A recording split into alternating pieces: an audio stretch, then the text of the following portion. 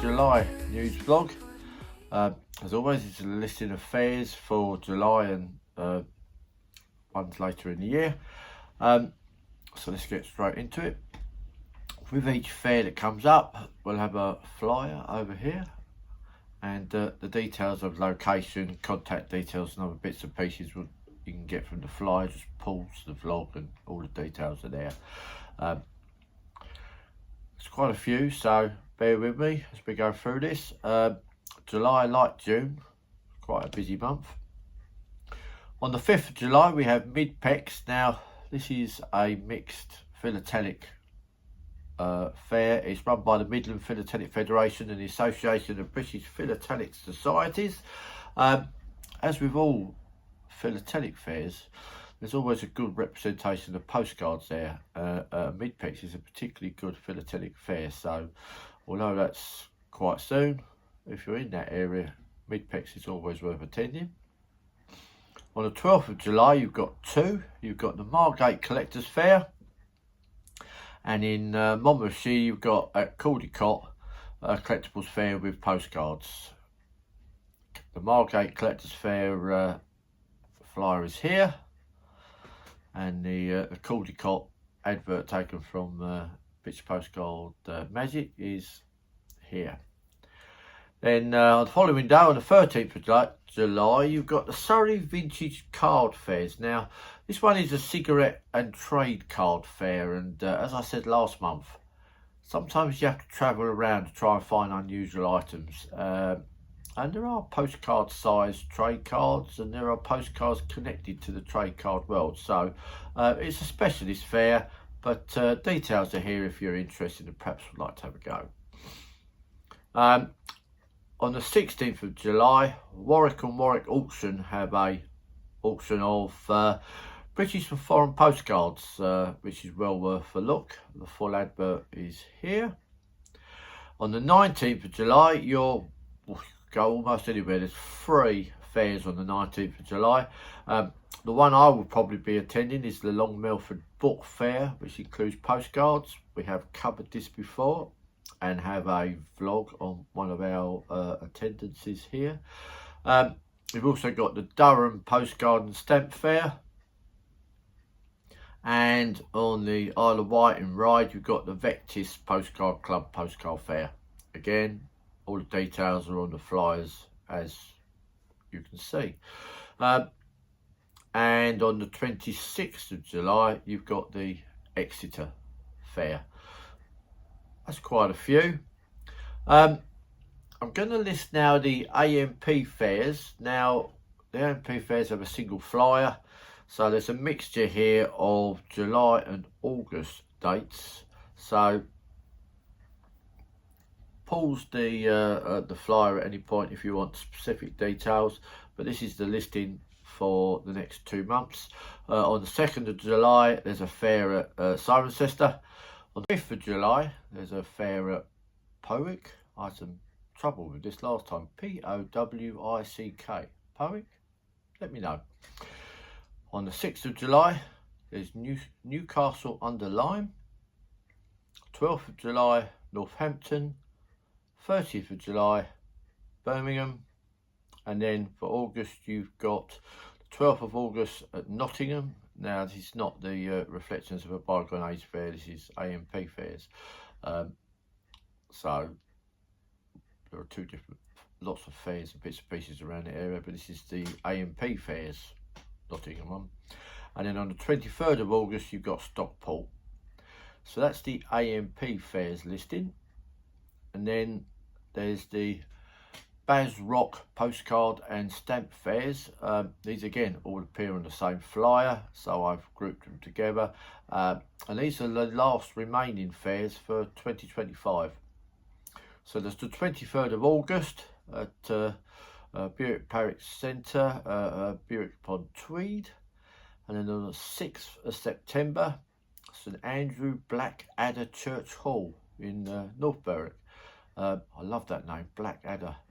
And then lastly, on the 8th of November, Kinross Church Centre in Kinross. So that's their last 3 fairs for this year. just to keep you updated, here are some dates for August that don't include the ones that we've just done on the multiple listing flyers. Between the 6th and the 7th of August, you've got the North of England Summer Postcard Fair. This is the first PTA fair to be held in the North. It's in Yorkshire. I can't make this one, unfortunately, but I'm sure, just like its sister fair, the Woking one, it will be superb. So support this one so that the PTA can keep doing fairs for all the collectors that are in the north of the country. On the 16th of August, the North Wales Postcard Fair. On the 23rd of August, you've got the Weedon Stamp and Postcard Fair. And then on Saturday the 30th of August, you've got the Bury St Edmunds Postcard Fair, which I will be going to and we will be covering with a vlog. On that same day, 30th of August, you've got the Shoreham Postcard Fair. So if you can't go to Bury St Edmunds, you could go to Shoreham. I don't think you could do both in one day, but both of those are superb fairs, well worth attending. Some future dates for your diaries, just to help you plan for some future fairs. 13th of September, there's the Bristol Fair. And then on the 19th and 20th of September, you've got the Autumn South of England Postcard Fair, which I call the Woking Fair, and most people know it as the Woking Fair. I will be going to that one. It's one of my favourite fairs. And then on the 11th of October, you've got two. You've got the Canterbury Postcard Fair, flyer here. You've got the West London Postcard Fair as well, both on the 11th of October. Following day, on the 12th of October, you've got the Wirral Postcard and Local History Fair. I do like the fact that they include local history within their title. And there's quite a lot of crossover between postcard collecting and local history bits and pieces, so that's a good combination.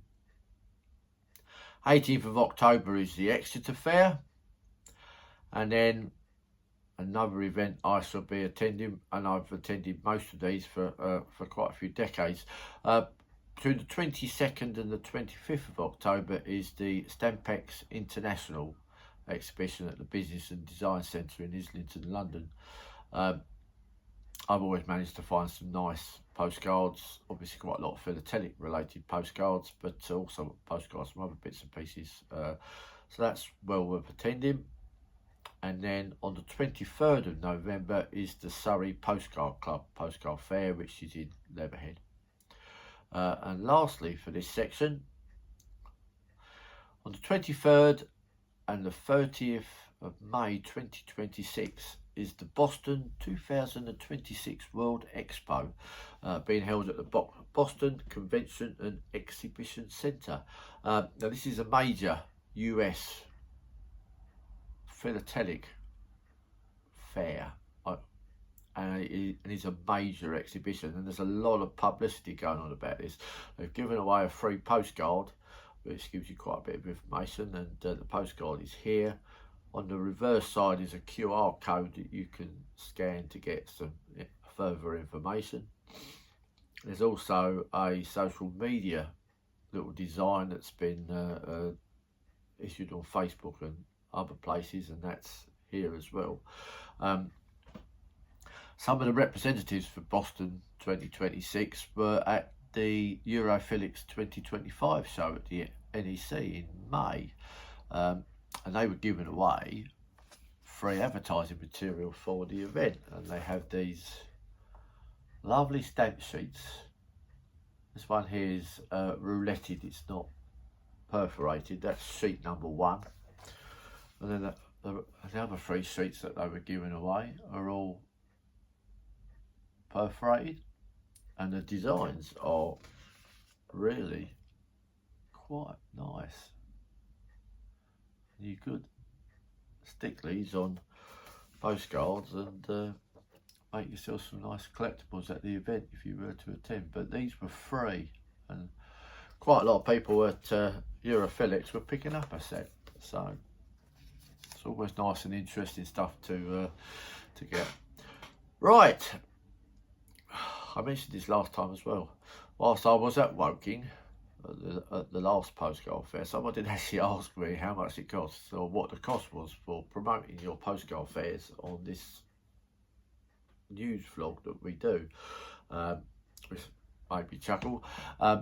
There's no cost. This is a free service that we've decided to run to try and get the dates out there a little bit more.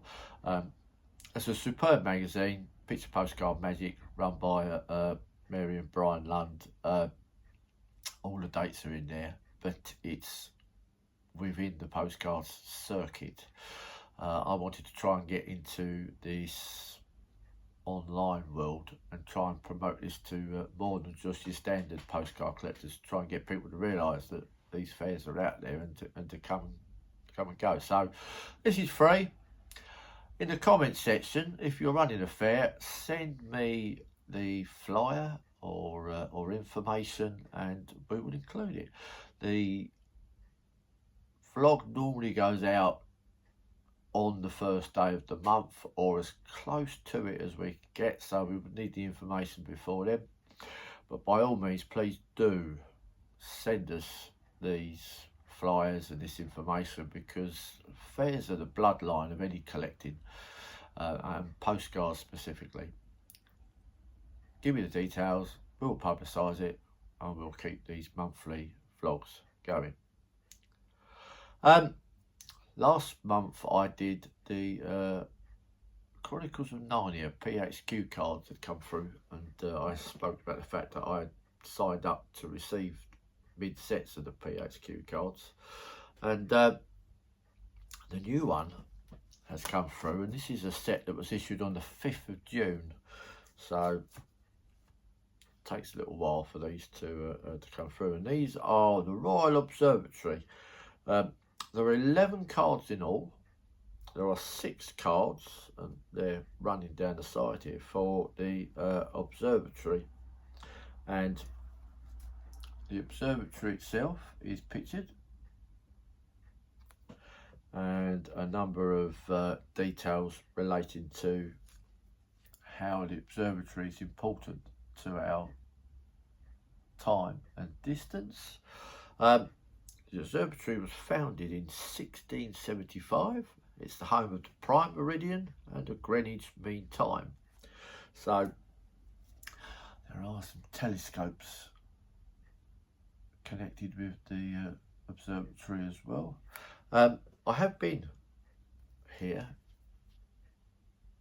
It's up the hill from the Greenwich Maritime Museum. It's a nice little walk. And it's a very, very important building.